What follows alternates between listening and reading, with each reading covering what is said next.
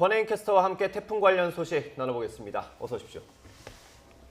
네, 밤사이 서해에 북상한 태풍 바비가 예상대로 북한 옹진반도에 상륙했다고요? 네, 맞습니다. 태풍 바비는 제주도 서쪽을 거쳐서 서해로 진입한 뒤 시간당 30에서 35km의 속도로 서해를 통과했습니다. 오전 4시에 인천, 5시에 서울에 가장 가까이 다가선 뒤에 5시 30분쯤 북한 옹진반도에 상륙했습니다. 지금은 세력이 급격하게 약화하고 있지만 태풍의 위력을 유지한 채 북한 내륙을 지나고 있는데요.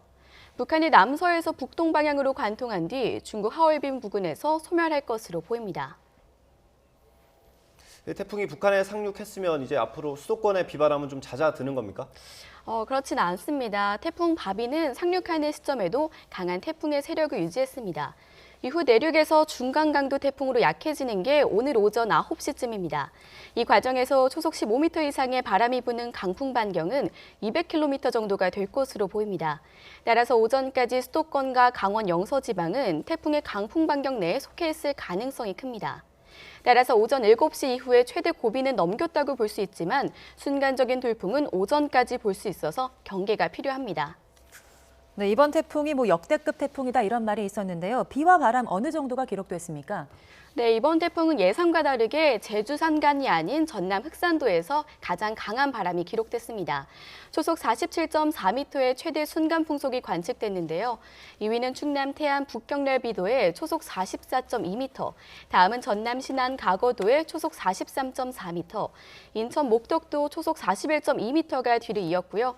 애초 가장 강한 바람이 불 것으로 예상했던 제주 산간 지역은 윗세오름에서 초속 36.4m가 기록됐습니다. 비는 제주 산간에 가장 많이 내렸습니다. 삼각봉에 400mm가 넘는 물폭탄이 쏟아졌고요.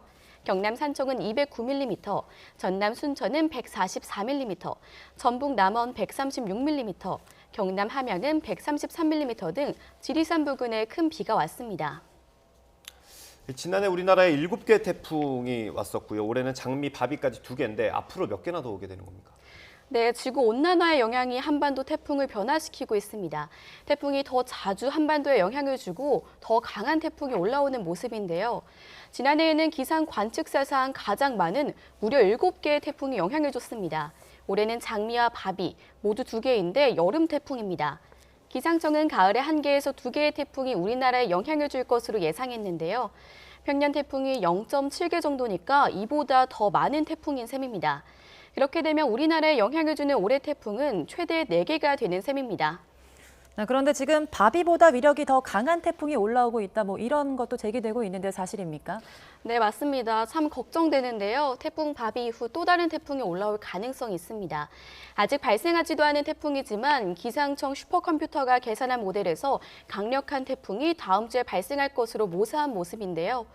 태풍 바비가 타이완 부근, 고위도에서 발생한 것과 달리 적도 부근에서 생기는 태풍입니다. 강도도 바비보다 훨씬 세질 수도 있습니다. 아직 진로는 무척 유동적이지만 우리나라에 영향을 줄 가능성을 배제할 수가 없고요. 만약 우리나라로 북상한다면 슈퍼급 태풍이 될 수도 있습니다. 따라서 다음 주까지는 태풍 발생과 진로에 대한 주의를 기울여야 할 것으로 보입니다.